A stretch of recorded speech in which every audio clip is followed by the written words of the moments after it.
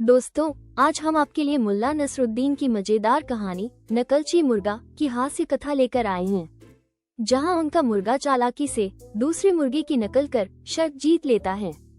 हंसी और समझदारी से भरी ये कहानी बच्चों और बड़ों दोनों के लिए है।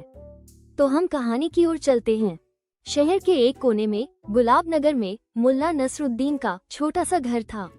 सुबह की पहली किरण के साथ जब पूरा मोहल्ला उठता था तो मुल्ला का मुर्गा सबसे पहले बांग देकर सबको जगा देता।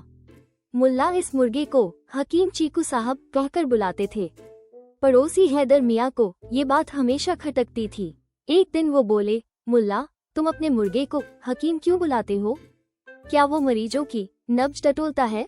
मुल्ला मुस्कुराए और हैदर मियाँ से बोले, कभी कभी तो इंसानों से ज्यादा अक्ल दिखा देता है। हैदर मियाँ ने मुर्गे को ध्यान से देखा। मुर्गा सामान्य सा था, न कोई खास रंग और न कोई ऊंचाई थी मुर्गे की।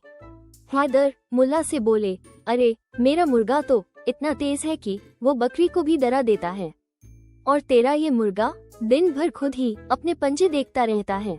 मुल्ला ने चालाकी से आंख मारी, चलो शर्त लगा लो, अगर मेरा मुर्गा ज्यादा चालाक निकला तो तुम मेरी भैंस की देखभाल 1 हफ्ते करोगे, और अगर मैं हारा तो मैं तुम्हारे मुर्गों का दाना पानी 1 हफ्ते दूंगा। हैदर ने हंसते हुए हाथ मिला दिया और कहा, मुझे मंजूर है। अगले दिन सभी मोहल्ले वाले इकट्ठा हुए। मुल्ला ने अपने आंगन को अखाड़े जैसा सजा दिया था। बीच में एक गोल दायरा बना दिया, जैसे मुर्गों का अखाड़ा होता है। हैदर मियाँ ने अपने बब्बा मुर्गा को बड़े गर्व से पेश किया। हैदर मियाँ का मुर्गा लंबा, भारी और तेज पंजों वाला था। मुल्ला ने हल्के से अपनी झोली से हकीम चीकू साहब को बाहर निकाला। मुल्ला का मुर्गा एकदम शांत था, जैसे ध्यान में बैठा हो। हैदर चिल्लाए, शुरू करो मुकाबला, देखो मेरा मुर्गा कैसे नाच नचाता है सबको। भीड़ चिल्लाने लगी, शुरू करो, शुरू करो। जैसे ही दोनों मुर्गे आमने सामने हुए, हैदर का मुर्गा फुर्ती से आगे बढ़ा और जोर से बांग दी। मुल्ला का मुर्गा चुपचाप उसकी ओर देखने लगा। हैदर बोला, क्यों मुल्ला, डर गया तुम्हारा मुर्गा? मुल्ला मुस्कुराया, अभी देखिए ये क्या करता है।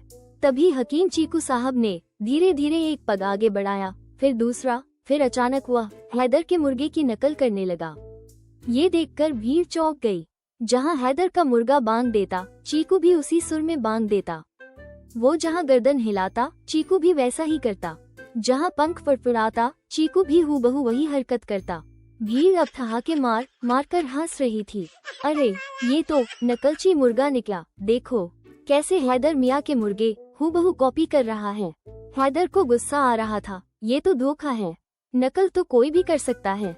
मुल्ला बोले, बस यही तो चालाकी है मियाँ, तुम्हारा मुर्गा सिर्फ अपने मन से चलता है, मेरा मुर्गा तो दूसरों को पढ़कर समझकर वैसा ही करता है, ये तो समझदारी है।